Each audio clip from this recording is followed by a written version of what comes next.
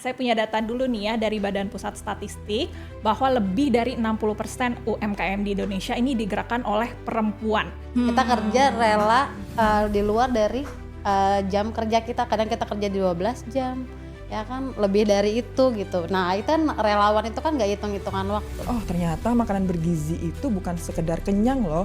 Misal ada nasi, kok ada mie lagi padahal sama-sama karbohidrat gitu kan. Ya ibu juga udah paham gitu. Jadi kalau kita berangkat dari rumah pulang nggak cuma bawa capek badan. Betul. Ada ilmu yang kita bawa. Karena kalau udah dapurnya riuh, kadang kita lupa ya Bu ya. Betul. Untuk aku belum Kita bisa bayangkan letihnya ya setiap hari bekerja, liburnya cuma 1 hari Sabtu ya Bu ya. Itu juga waktunya bukan jam normal ya, kita harus kerja, biasanya kerja kan pagi ke sore hari, ini malam hari waktunya tidur, harus kerja, harus fokus untuk mencerdaskan anak bangsa ya. Luar biasa, kita tepuk tangan dulu untuk ibu-ibu kita nih, luar biasa. Nah,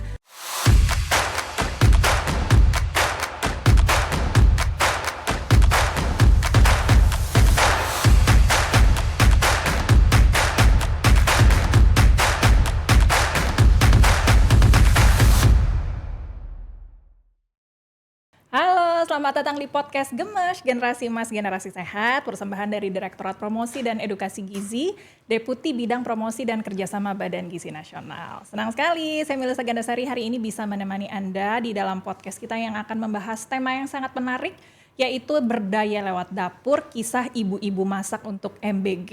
Waduh, seru banget ya. Kalau biasanya mungkin Anda sering mendengar cerita-ceritanya dari berita, kali ini kita mau tanya-tanya langsung kepada ibu yang masak langsung nih di dapurnya MBG. Nah, saya punya data dulu nih ya dari Badan Pusat Statistik bahwa lebih dari 60% UMKM di Indonesia ini digerakkan oleh perempuan. Dan sebagian besar berfokus pada sektor kuliner. Wah, ternyata jadi memang dapur ini punya peranan yang besar dalam membangun ketahanan ekonomi keluarga, sekaligus bisa menjadi ruang pemberdayaan perempuan. Wah, luar biasa ya perempuan-perempuan kita, para ibu. Kita sapa dulu yuk, kenalan nih ya. Ada ibu kita yang pertama, yaitu Ibu Maziah dari SPPG Kebayoran Lama. Halo Ibu, apa kabar Bu? Halo Kak Melisa, aku baik. Baik dan sehat ya. Setiap hari harus sehat karena mau masak ya Bu ya. Dan ada juga di sini ahli gizi kita, Kak Meliana Eka Cahyani, STRGZ, ahli gizi. Mbak Eka ya. Halo, apa kabar Mbak Eka? Halo, kabarnya sehat bergizi gitu. Sehat bergizi. Kalau gizi ditanya kabarnya harus bergizi ya Bu ya. Harus bergizi, bukan cuma sehat, harus bergizi Harus ya Bu bergizi, ya. Bu. Oke, kita mau ngobrol nih mengenai bagaimana nih pengalamannya Ibu, dan juga kita mau tanya-tanya mengenai bagaimana nanti ya menerapkan gizi ini di makanan bergizi gratis. Kita ke Ibu dulu ya Bu ya. Boleh cerita dulu nggak Ibu nih udah suka masak dari kapan sih? Lalu cerita awalnya bisa bergabung di SPPG Kebayoran Lama ini seperti apa Bu? Oke, aku dulu mulai suka masak tuh ya dari remaja udah suka masak, terus kebetulan dari keluarga juga kita udah gennya masak. Ibuku dulu juga kerja di catering dulu awalnya. Itu terus nular semua ke anak-anak perempuan, ada 4 orang. Kita juga semua suka masak, hobi masak, bisa masak lah gitu. Ya kan, terus kebetulan di daerah kita di Kebayoran Lama itu ada dapur nih dan memberdayakan warga lokal. Jadi aku sebagai orang yang ngerasa punya kompetensi di bidang masak, coba tuh ya kan, coba gitu dan langsung karena aku sukanya masak, jadi aku langsung ke pengolahan dulu awalnya. Jadi langsung terjunnya ke pengolahan dan jadi ketua di dalam teman-teman. Oke. Gitu. Jadi bosnya nih ya Ibu ya. Jadi pengarah lah gitu buat teman-teman. Iya gitu lagi awal. Kalau nggak salah udah sekitar 8 bulan ya Ibu ya? Betul. 8 bulan di SPPG Kebayoran Lama. Dari bulan Februari kita jalan runningnya. Oke. Ini menghasilkan berapa porsi per hari Bu SPPG ini? Awal-awal dulu kita hanya 500. Tapi dengan makin banyak sekolah gitu, udah gitu kan juga ada ketentuan dari BGN. Sekarang kita ada di 4.000. Wow, 4.000 luar biasa porsi. ya. Kebayang nggak tuh ya, ibu-ibu, saya sih masak di rumah buat 4 orang ya, ini kali 1.000 berarti ya. 4.000 porsi 4.000 per hari. Waduh, mungkin ini supaya menjadi bayangan buat kita bersama nih ya Ibu, kalau mau masak 4.000 porsi, rutinitasnya awalnya nih datang jam berapa, lalu ngapain aja tuh sampai makanannya sampai ke para siswa yang menerima? Kalau awalnya kalau saya di SPPG itu kita ada timnya masing-masing. Jadi setiap divisi itu mengerjakan yang beda-beda, kayak ada persiapan sebelumnya, nanti mereka yang bakal nyiapin bahan kita, gitu nanti bakal ada pengolahan, ada pemorsian, gitu nanti ada distribusi dan pencucian, gitu. Nah kalau misalnya persiapan bahan sendiri kita mulai dari jam 7 malam. Jam 7 malam Jam ya? 7 malam kita baru, nanti itu beriringan, nanti mulai pemasakan itu sekitar jam 1. Jam 1 malam baru pemasakan, nanti bakal ada pemorsian di jam 4 subuh. 4 subuh diporsikan. Nanti pemorsian nanti bakal didistribusikan itu sesi 1 itu sekitar jam 7 pagi. Oke.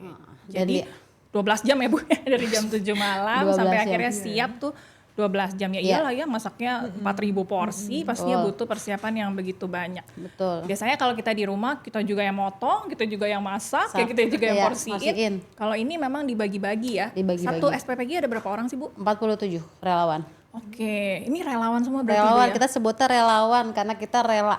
Kita kerja rela di luar dari jam kerja kita. Kadang kita kerja di 12 jam. Ya kan lebih dari itu gitu. Nah, itu kan relawan itu kan nggak hitung-hitungan waktu. Oke. Kita disebutnya kita relawan. Baik. Kalau kita relanya masak di rumah aja ya buat buat keluarga kita aja sendiri. Kalau ini rela masak buat anak orang bangsa, lain, iya. anak bangsa, mencerdaskan Betul. bangsa. Baik. Saya mau ke Mbak Eka ya, Mbak Eka. Iya. Kalau Mbak Eka ini kan kemudian menjadi ahli gizi di catering juga ya. Iya, Biasanya kalau perannya ahli gizi kalau di SPPG di catering ini seperti apa sih, Mbak Eka, boleh cerita? Kalau ahli gizi itu kita di bagian perencanaan menu juga ya Bu ya, karena setiap anak, setiap usia itu punya kebutuhan gizi yang berbeda-beda.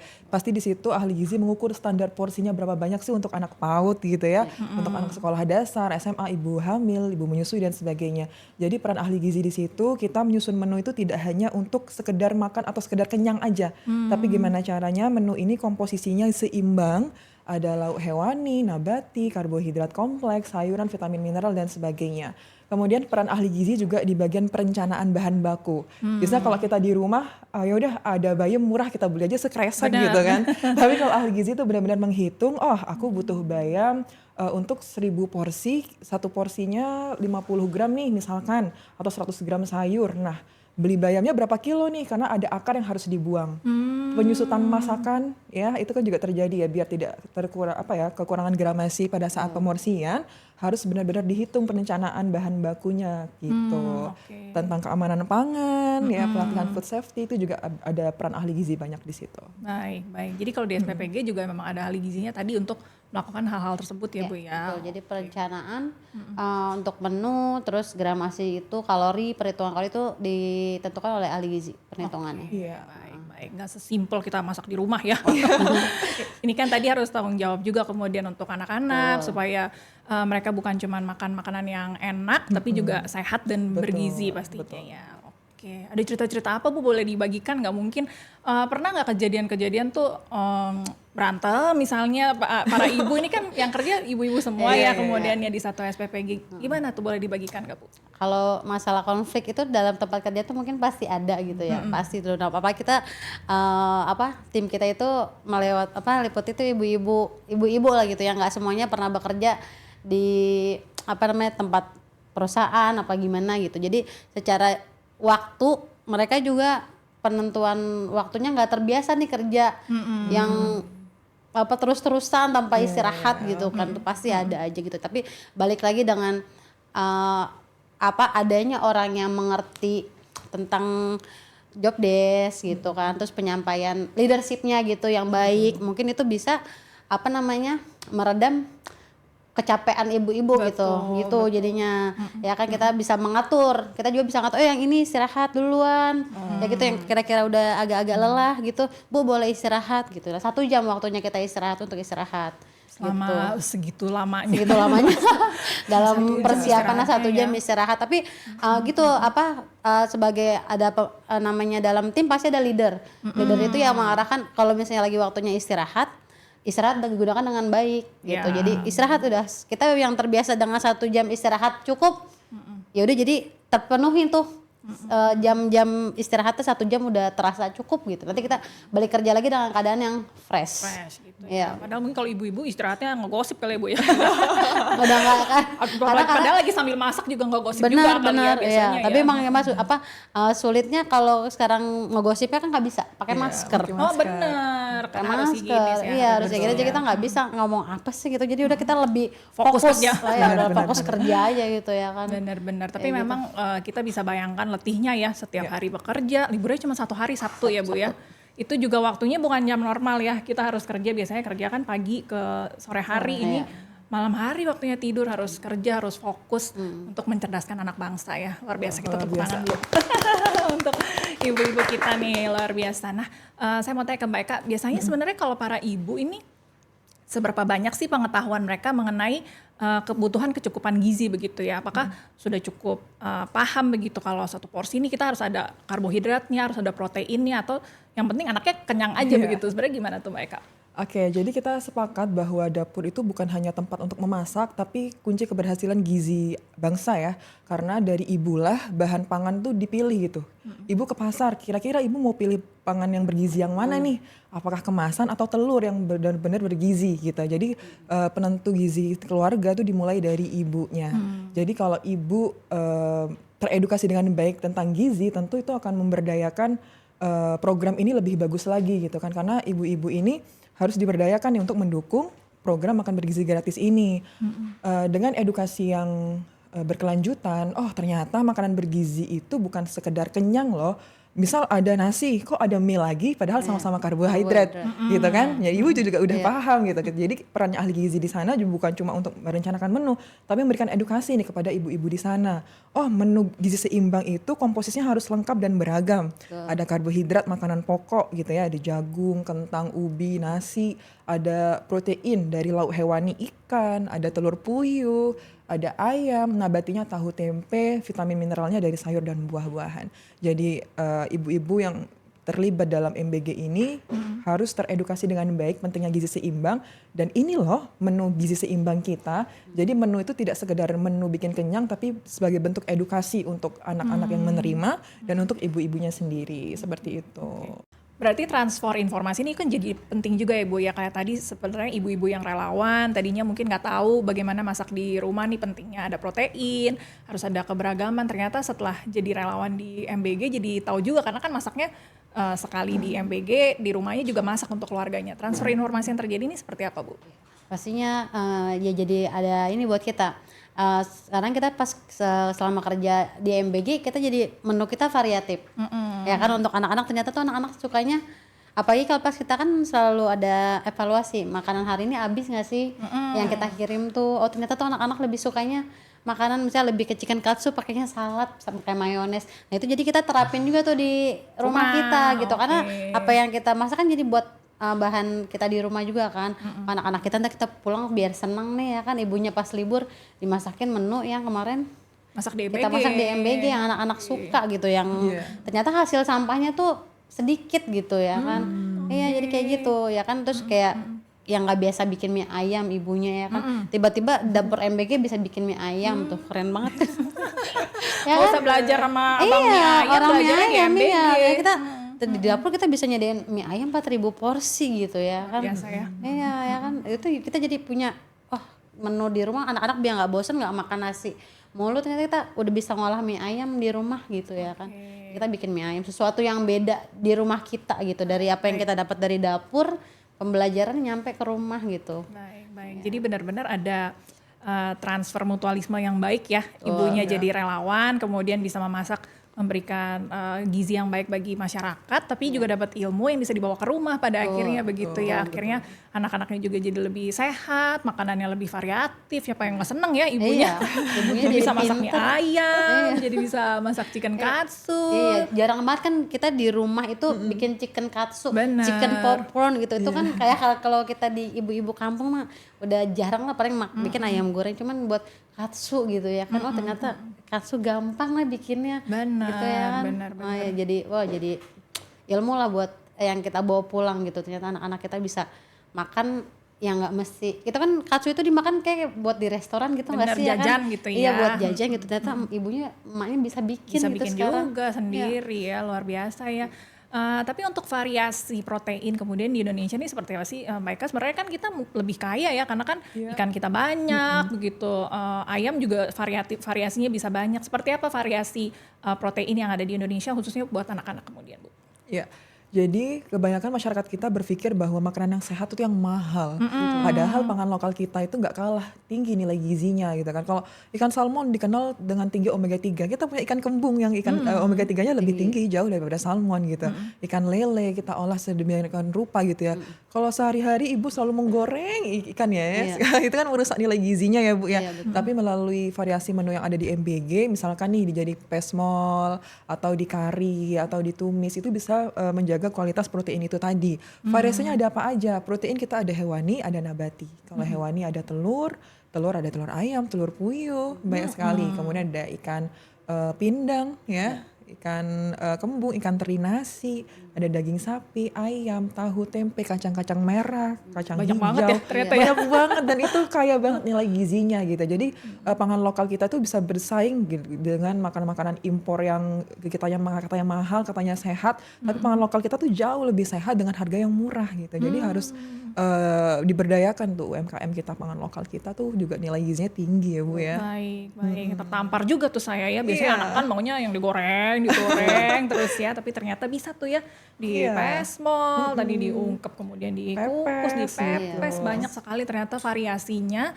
Yang kalau mungkin kita sendiri jadi ibu-ibu di rumah nggak kepikiran gitu ya. Tapi datang jadi relawan, Iya. dikasih tahu menu-menu baru ternyata bisa dibawa ke rumah kemudian. Betul. Oke, ada kelebihan-kelebihan apa lagi itu tuh kemudian yang dirasakan para ibu yang jadi relawan tadi selain dapat menu baru, dapat inspirasi menu baru, kelebihan apa lagi yang didapatkan para relawan Bu? Iya itu pengolahan kayak tadi kakak sebut kayak Eka tuh ada kacang merah. Kacang merah itu nggak biasa kita masak di rumah tangga nggak sih gitu. Tapi nah itu udah kita ada kacang merah bisa ditumis, ya di sup ya kan. Pengolahannya dibikin perkedel, Iya, perkedel kacang. gitu ya kan terus apa ya itu jadi kayak menu-menu yang bahannya nggak kita suka masak di rumah ternyata tuh murah tapi proteinnya ternyata tinggi. Dan itu mengedukasi juga ke masyarakat. Kacang merah itu kan orang pikirnya nggak suka gitu kayak mungkin hanya kacang gitu tapi ternyata itu proteinnya tinggi. Iya ya kan. Oke. Kalau dari segi insting bisnisnya gitu tumbuh juga nggak sih Bu di relawan-relawan? Karena kan pasti. tadi kan dia jadi belajar tahu porsian, tahu harus bagaimana kita ngatur waktu. Kalau dari segi itunya ada nggak Bu? Pasti nanti saat mungkin kan kita nggak selamanya ada yang nggak selamanya bakal kerja di MBG gitu. Saat nanti mereka keluar dia udah punya banyak menu apa yang kita Benar, olah. iya, Ya kan itu bisa jadi ladang. Ada yang pas keluar dia buka balik lagi kayak buka mie ayam gitu kan cemilan-cemilan anak-anak kayak gitu. Ada yang bikin burger ya kan burger dengan apa nggak ham gitu nggak ham yang disebut Frozen food ya? frozen food gitu bisa iya. dengan ayam ternyata ya kan kita bisa bikin sendiri terus pengolahannya gimana sih bikin katsu itu kan kita bisa frozen sendiri kan dengan tangan kita bisa nah kita olah ternyata bisa dibekukan diawetin gitu nanti kalau kita mau kita jualan itu udah jadi apa sih resep buat kita nanti bakal kedepannya kita bisa menentukan pengen punya usaha nih yang anak-anak suka ya kan murah mudah gitu. Benar. Oke, bermula dari jadi relawan, dapat ilmunya, nanti bisa dipakai lagi, bahkan bisa untuk berbisnis kemudian ya, luar biasa. Memang ibu-ibu paling hebat deh ya. Tadi ya bisa jadi ibu untuk keluarga, bisa jadi relawan, bisa juga tadi ya menjadi membangun ketahanan ekonomi juga untuk rumah, untuk keluarganya kemudian ya. Ibu-ibu yang jadi relawan ini kemudian ada ceritanya nggak Bu yang bisa dibagikan mungkin setelah jadi relawan dia jadi bisa membantu keluarganya lebih lagi secara ekonomi mungkin boleh dibagikan Bu. Oh, kalau semenjak kita jadi relawan aku sendiri ya nggak usah jauh-jauh aku sendiri dampak ekonominya tuh ya besar gitu karena satu kita bisa ningkatin ekonomi di keluarga kita sendiri gitu jadi ya apa sih ibu-ibu nggak jauh dari ya make up gitu mungkin ya kan kesenangannya belanja ya kan tadinya kita yang hanya nerima gitu dari suami bener. kita punya penghasilan sendiri gitu secara ekonomi terus ya untuk pastinya kelebihannya bisa membahagiakan semua keluarga kita ya kan terus buat teman-teman juga yang lain jadi punya apa ya jadi bisa banyak kan yang kebanyakan ada yang single parent, Ya. ya kan, ada apa ada yang suaminya nggak ada, udah yatim gitu kan, anak-anaknya gitu. Jadi mereka terbantu. Anak-anak muda Gen Z juga ternyata semangatnya kerja di MBG tuh kenceng loh. Iya, walaupun mereka dengan pemikirannya katanya kalau Gen Z tuh kayak gimana gitu, anaknya cepet bosen gitu. Nah, tapi gitu dengan kita kasih penerapan yang baik, mereka tuh jadi disiplin waktu minimal itu deh. Kalau buat teman-teman Gen Z gitu ya kan, ya pola pikirnya tentang waktu dan bersyukur kayaknya ya. Kalau di MBG itu kayak kita kebanyakan apa sih, lebih bersyukur dan apa yang kita kemarin kita nggak dapet di rumah gitu ya kan, kita dapat ilmunya waktu gitu, bisa masak, ya kan, cuci ompreng itu nggak mudah loh, Betul, ya kan, betul. itu kita bisa teknik pencucian, Iya. ya kan, cara mencuci cepat itu gimana, itu juga jadi ilmu buat kita. Oke, Ya, dan buat yang paling penting tentunya perasaan jadi berdaya begitu ya, karena kan kita kadang sebagai perempuan mungkin merasa kita di rumah ngurus anak nggak berdaya begitu, tapi ternyata melalui memasak untuk lebih banyak orang ini bisa meningkatkan kepercayaan diri, pastinya juga untuk membangun keluarga jadi lebih baik lagi ke depannya ya. Baik. Saya mau ke Mbak Eka nih. Mbak Eka, ada indikator sederhana nggak sih tadi kan yang paling sederhana mungkin jangan masak karbo sama karbo gitu ya. Tapi mungkin ini untuk pesan untuk ibu-ibu di rumah mungkin ke dalam satu porsi makanan tuh kita harus lihat apa nih supaya gizinya udah cukup nih buat anak kita yang mudah-mudah. Oke, jadi semua masyarakat harus tahu bahwa pedoman makan kita kan gizi seimbang ya Bu ya, menekankan pada keanekaragaman pangan, diversifikasi pangan. Jadi harapannya dengan makan yang beragam, zat gizinya juga beragam juga gitu. Jadi pagi nasi putih, siang nasi putih, malam nasi putih, nah itu kurang beragam. Oke. Coba deh pagi nasi putih, siang kentang nih karbonya, malam aku punya ubi jalar atau punya mie. Jadi keanekaragam pangan dalam satu piring setiap menu tuh berbeda-beda biar gizinya juga dapatnya beda-beda. Proteinnya ada apa nih?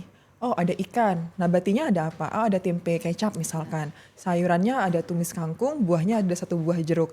Jadi setiap kali mau makan, ibu-ibu mau beli makan ke warteg atau mau apa, harus lihat komposisi itu. Oh di sini karbonya ada jagung, oke aku ambil jagung gitu. Lauknya ada apa, sayurnya ada apa. Jadi mereka seperti udah kayak main puzzle.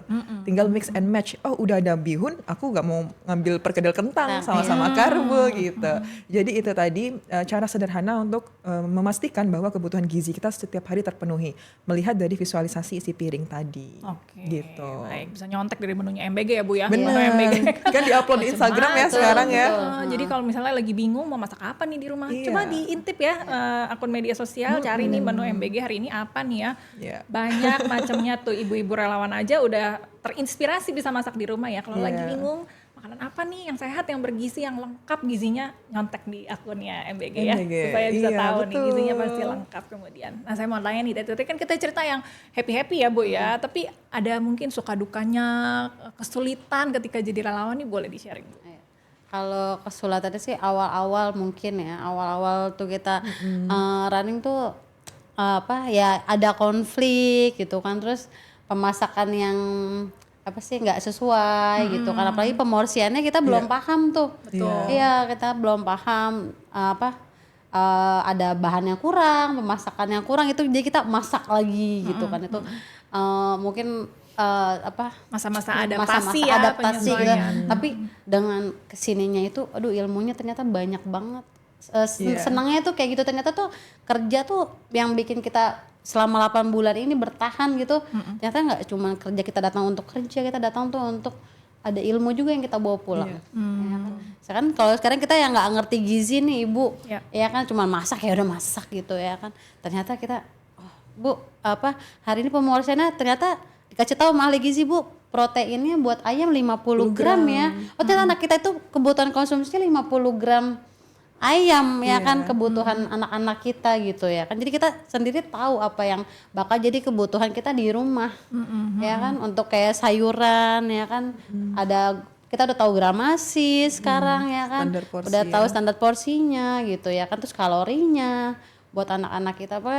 Kalau kita datang juga dari diri kita sendiri, pengennya nggak cuman datang kerja, datang bawa ilmu, pasti banyak banget yang bisa dibawa di MBG ini. Kalau kita berangkat dari rumah pulang pulang nggak cuman bawa capek badan, Betul. ada ilmu yang kita bawa. Luar biasa. Ini baru 47-48 orang di SPPG Kebayoran Lama ya. Bayangkan ibu-ibu lainnya nih ya, di banyak sekali SPPG di satu Indonesia yang tadi ya menyerap ilmu, bisa menjadi support ekonomi untuk keluarganya, dan pastinya bisa memberdayakan lebih banyak lagi ya orang-orang. Tadi Gen Z juga bisa ikutan berpartisipasi di peran MBG ini, luar biasa sekali ya pastinya. Tadi kan yang sedih-sedih Bu, yang senang-senangnya boleh cerita nggak Bu? Senangnya, senangnya ya, yang senangnya Banyak banget tapi bingung ya Bu ya? banget karena dari yayasanku sendiri tuh gimana apa ketua yayasan itu gimana mereka tuh bikin kita happy juga gitu. Ada masanya kita dipanggil untuk ketemu sama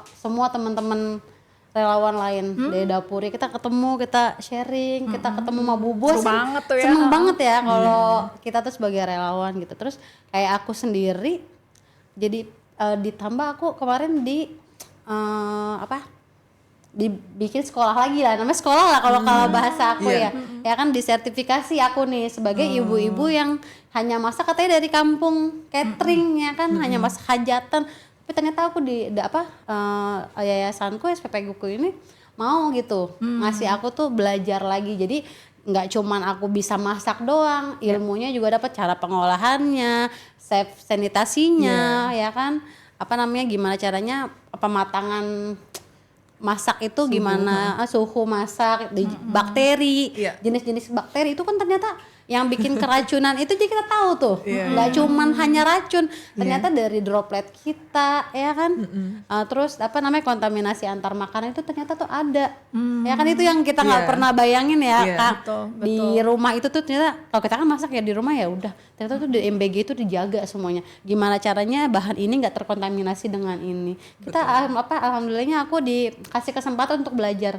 gitu, jadi oke, kita bukan dari chef profesional tapi kita dibikin gimana cara kita juga jadi chef, ya kan, jadi chef yang tersertifikasi, tahu tuh namanya HACCP ya, nah ya itu HACCP ya kan, terus nama-nama bakteri ya kan, terus apa yang membuat anak-anak itu bisa bikin sakit perut ya kan, itu ada ternyata tuh banyak. Diajarin semua ilmunya ya dikasih kesempatan sama dari pihak yayasan, kita dikasih kesempatan gitu. Luar biasa melalui ya. Ini makan gratis, ternyata nggak cuma makan gratis, ilmu gratis. Luar biasa ya.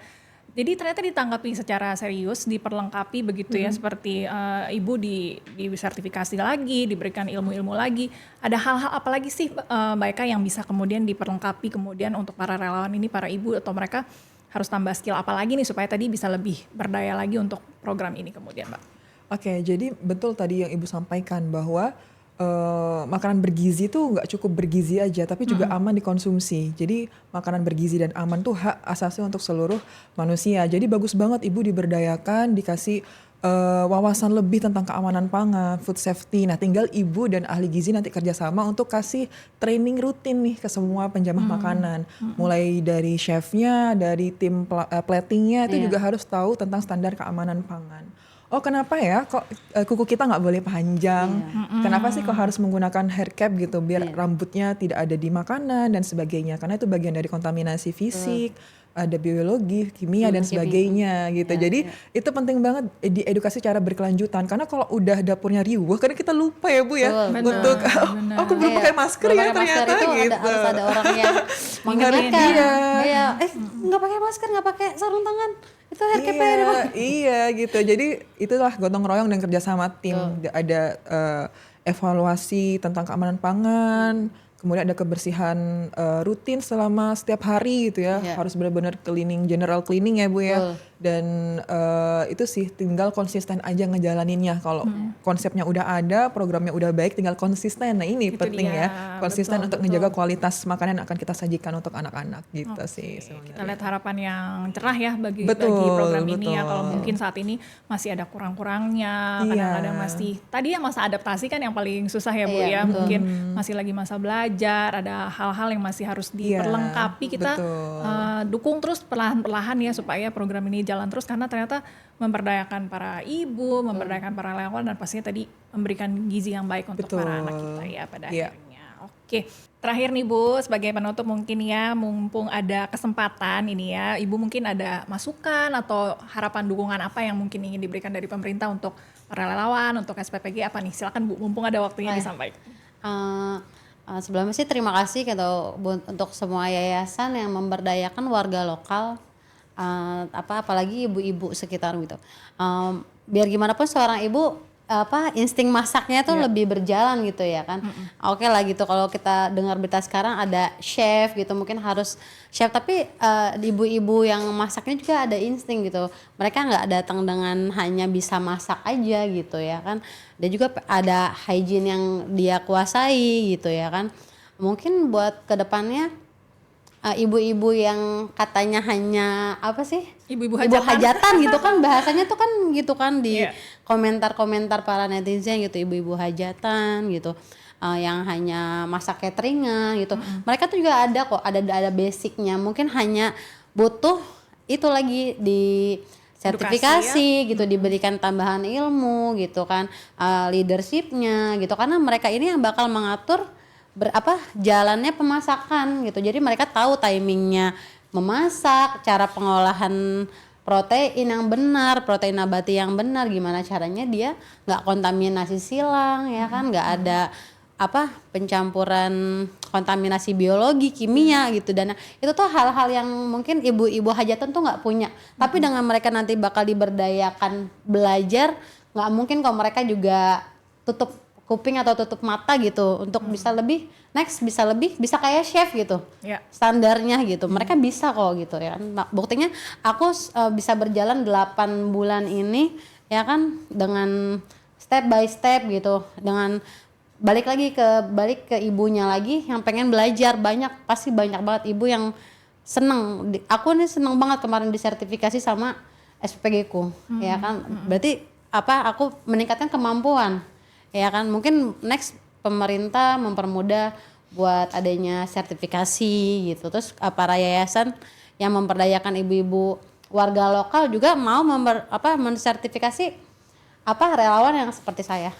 Kayak gitu ke depan harapannya. Jadi mereka nggak dianggap sebelah mata gitu. Hanya bisanya masak doang gitu. Tapi kita diberdayakan dengan ilmu kayak gitu. Itu sih harapanku ke depannya. Iya, supaya tadi para relawan ini kalau sudah diperlengkapi bisa semakin bermanfaat lagi, semakin bersemangat, pastinya hasil yang dihasilkan juga lebih positif lagi. Lebih positif lagi, itu dijauhkan dari namanya keracunan gitu, kayak gitu kan. Yang itu yang paling kita wanti-wanti, karena berita yang beredar kan sekarang tinggi banget tuh tingkat keracunan itu kan, yang sebenarnya tuh kita jaga banget itu gimana caranya nggak ada hal itu gitu. Makanya kita sekarang masak dengan waktu yang nggak jauh dari pengiriman terus nanti anak-anak konsumsi gitu, gimana caranya gitu, walaupun jam kerja kita ada di tengah malam gitu. Betul, ya kan, tapi baiknya kita yang makan anak kita, dan kita ini relawan yang ingin mencerdaskan anak bangsa. Itu dia ya kan ke depannya, karena ternyata makanan bergizi itu nanti bakal ningkatin kualitas pembelajaran juga. Terus apa yang dimakan tuh jadi anak-anak tuh jadi proteinnya tercukupi gitu. Betul. Itu dia. Jadi semoga didengar ya pemerintah ya. Ya sudah tepat nih ya, semoga didengarkan sarannya, masukannya, supaya nanti bisa diperbantukan lagi, diperlengkapi lagi para relawan. Baik, ada yang mau ditambahkan mungkin di kesempatan ini? Aku apresiasi sebesar-besarnya ya untuk seluruh relawan dari MBG, SPPG, ahli gizi juga yang berkecimpung langsung nih di Makan Bergizi Gratis ini. Ini adalah program yang bagus karena tujuan utamanya kan untuk penguatan gizi anak bangsa ya, dan ini salah satu strategi untuk mandiri secara pangan Indonesia tuh mandiri ya. Jadi jangan sampai kita tuh bergantung dengan impor, tapi kita memberdayakan pangan lokal kita. Jadi ekonomi bangsa tuh bergerak di dalam negara ini sendiri gitu. Tidak ada lagi berita buah pepaya dibuang nih karena petani marah, harga anjlok. Jadi diserap sama program Makan Bergizi Gratis ini. Jadi ini bukan hanya sekedar makan bergizi, tapi benar-benar memperkuat ekonomi bangsa. Harapannya sih zero keracunan ya ke depannya nanti ya. Ini kita terus harus improve lagi tentang keamanan pangan. hal-hal yang terjadi keracunan itu perlu dikritisi dan mengambil tindak lanjut lebih cepat gitu ya untuk mengatasi hal ini. Jadi anak-anak kita benar-benar mendapatkan makanan bergizi dan aman dikonsumsi seperti itu. Baik. Iya, jadi Terima kasih banyak ya Mbak Eka ya, masukannya berharga sekali. Juga terima kasih banyak sekali lagi buat Ibu Mauzia dan juga para relawan. Kita tepuk tangan sekali lagi ya Ibu untuk kerja kerasnya setiap malam bisa memberikan yang terbaik setiap harinya ya. Pasti konsistensi tadi kan penting ya. konsisten Setiap hari harus menjaga kualitas. memberikan yang terbaik, mungkin mengorbankan waktu istirahatnya tapi tetap berusaha yang terbaik terus. Semoga diberikan terus dukungan support dari kita semua ya Bu ya. Jaga kesehatan ya Bu ya. Semoga sehat selalu, bisa memberikan yang terbaik. Semoga didukung terus oleh pemerintah dan juga masyarakat. Terima kasih banyak Mbak Eka dan juga Bu Mauzia. Dan berakhir pula podcast kita kali ini. Seru banget ya hari ini pembicaraannya. Semoga bukan hanya memberikan hiburan tapi juga memberikan informasi bagi kita semua dan juga menyadarkan kita bahwa dapur ini bukan hanya tempat memasak tapi ternyata betul-betul bisa menjadi tempat untuk memberdayakan perempuan, bisa membangun ketahanan ekonomi. Kita support terus, kita dukung terus program ini dan juga para relawan tadi ya yang sudah memberikan begitu banyak waktu, tenaga. Kita doakan supaya sehat selalu, semangat selalu, supaya bisa memberdayakan anak-anak Indonesia. Dan berakhir sudah podcast kita kali ini. Tetap ikuti podcast Gemes, Generasi Emas, Generasi Sehat di kanal YouTube kami dan juga di akun sosial media kami. Podcast ini persembahan dari Direktorat Promosi dan Edukasi Gizi, Deputi Bidang Promosi dan Kerjasama Badan Gizi Nasional. Saya Melisa Ganesari, pamit undur diri. Sampai jumpa.